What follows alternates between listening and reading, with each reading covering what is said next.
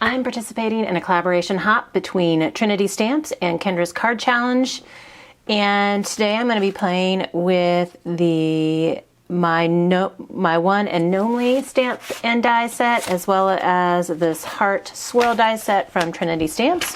And I'm also going to be using sketches 4 and 12 from Kendra's Card Challenge, and hopefully create some cute and fun Valentine's Day cards.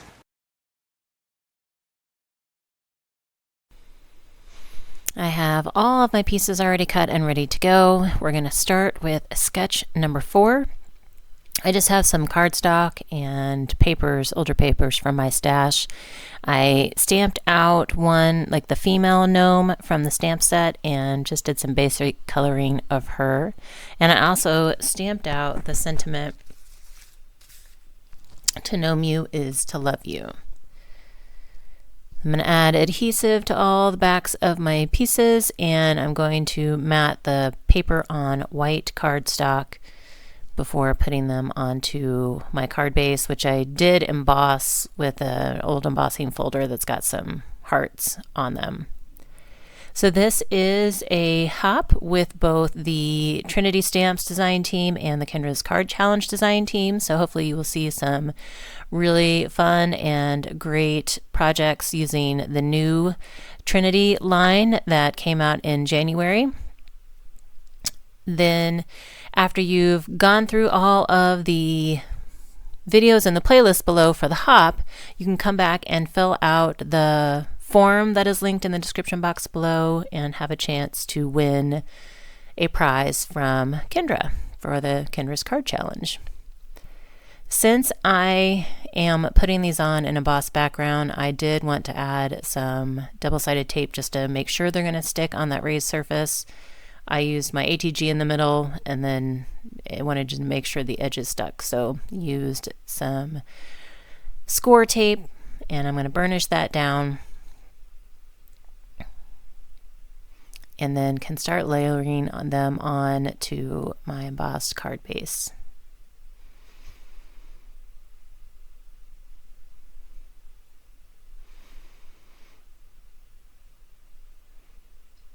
And I'm working with two, it's hard to tell on that red one, but I'm working with two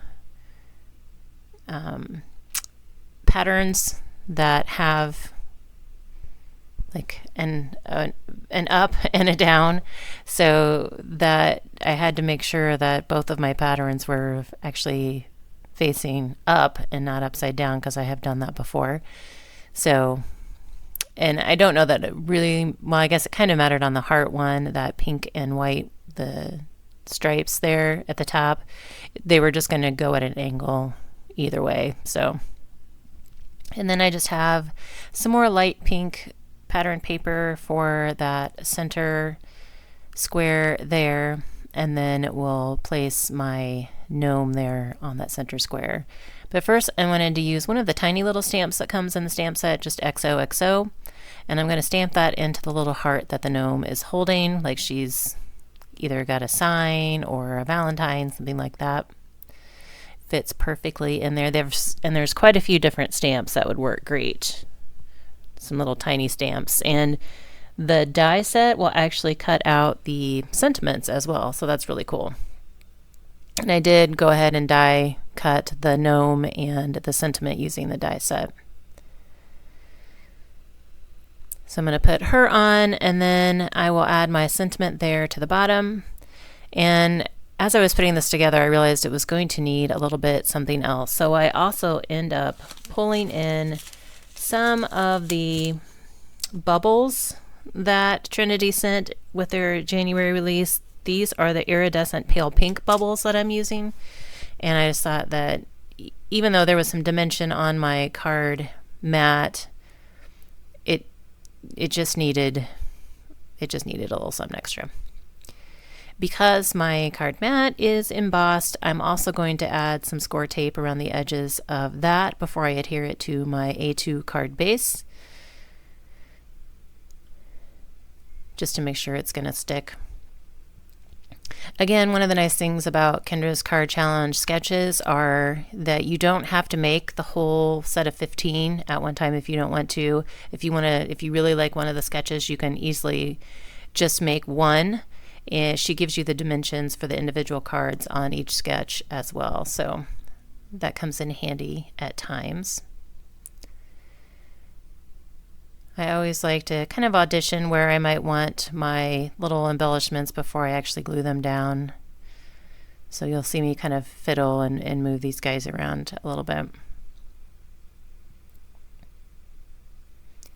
I will include links to the Trinity products that I'm using today in the description box below, and I will also include the link for the latest Kendra's Card Challenge so you can find out how you can get the PDF printouts if you don't already have those. Be sure to play along in Kendra's Facebook group where you can submit your whole set of 15 cards or individual cards for chances to win some prizes there as well.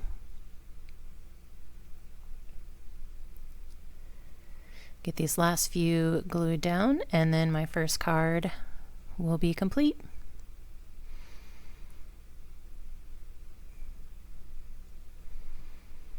So here's the kind of close-up view of this first card. I like how bright and cheery it is. Moving on to sketch 12. This is one that was in collaboration with Call Me Crafty Al's Sheetload of Cards. This sketch is great if you have scraps.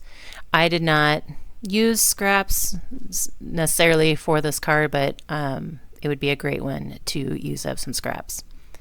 Again, I have one of the gnomes stamped, colored, and die cut out. I have another sentiment that I went ahead and stamped and die cut out as well. And we'll add that onto the card. And then I just used some white cardstock and that heart flourish die. I thought it would just add like an extra little bit of fun onto the card. So after I've put my white mat on my card base, and this is just some pink card base from my stash, I have found that on this sketch it is best to put that bottom piece down first, that bottom horizontal strip. I tend to start from the top left and work my way around when I'm doing grid cards like these, but for this I have found to start with the bottom because then you know how to space the two top panels.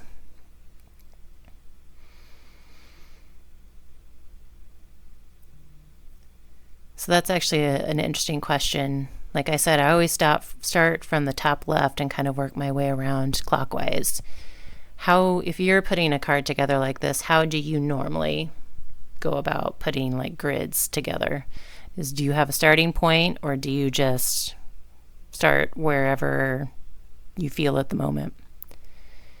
I have about a 2-inch die cut circle. That's a stitched outline, and that's what I'm applying my little gnome to. And I'm trying to figure out where I want him. I want to make sure he's low enough that I can fit that little heart flourish at the top. So just using some Barely Arts glue to lay him down. And then we'll add my sentiment.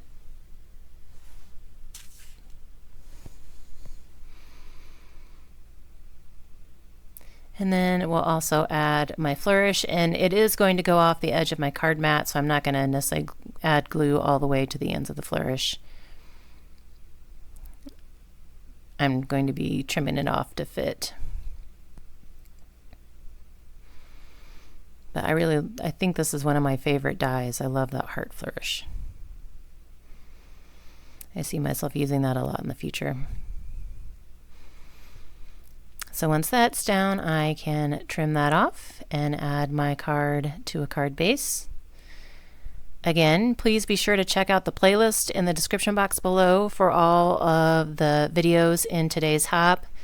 And use the form linked below after you've watched all the videos to fill out and enter for a chance to win a fabulous prize.